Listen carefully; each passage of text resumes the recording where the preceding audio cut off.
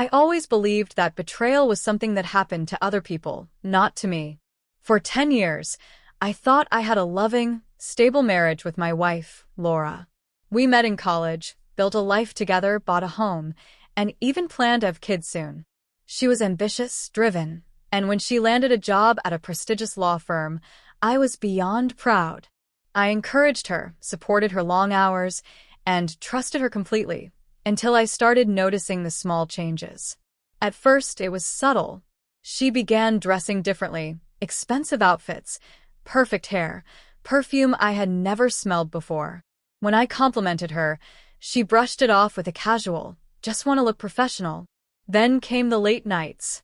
At first, it was once in a while, then it became constant. She'd text, "Big case, working late," and I believed her. But then weekends got consumed, the excuses got lazier, and I started feeling like I was sharing my wife with someone else. The biggest red flag? Her phone. Laura was never secretive with her phone before, but suddenly she tilted the screen away, silenced notifications, and took it everywhere. If I walked into the room, she'd lock it immediately. I asked once, jokingly, "Who's the secret admirer?" expecting a laugh. Instead, she snapped, "You're being paranoid." That was when I knew something was wrong. I just didn't know how bad it was yet. One night, my friend Mark invited me for drinks. He worked downtown, close to Laura's firm. As we sat at the bar, he casually mentioned, "Hey, isn't Laura supposed to be at work?" My stomach tightened. Yeah, why? Mark frowned. "That's weird. I saw her earlier. She wasn't at the office. She was across the street, having dinner with some guy." The room started spinning. I tried to play it cool, asking him to describe the man. "Tall, older, gray suit. Looked expensive," Mark said. My blood ran cold. I knew exactly who it was, her boss, Richard. I had met him once at a company event. He was charming, confident, and now, apparently, sleeping with my wife. I didn't confront her right away. Instead, I started paying attention. I checked her phone when she left it unattended, and what I found confirmed my worst fears. Texts between her and Richard, flirty messages, inside jokes, and plans to meet at hotels.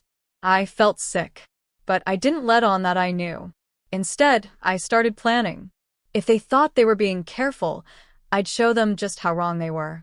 A week later, Laura told me she had a weekend work retreat.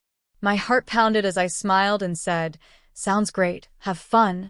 The moment she left, I got in my car and followed her. She drove to a 5-star hotel in the city, parked, and walked inside with Richard. My hands shook as I took pictures of them checking in together. They thought they were discreet, but I had everything I needed. Now it was time to expose them. Instead of confronting Laura, I gathered evidence: texts, photos, screenshots, hotel receipts. Then I did something even better. I sent it all to Richard's wife. That's right, he was married too. I found her on social media, messaged her everything, and the next day, she responded, "Thank you.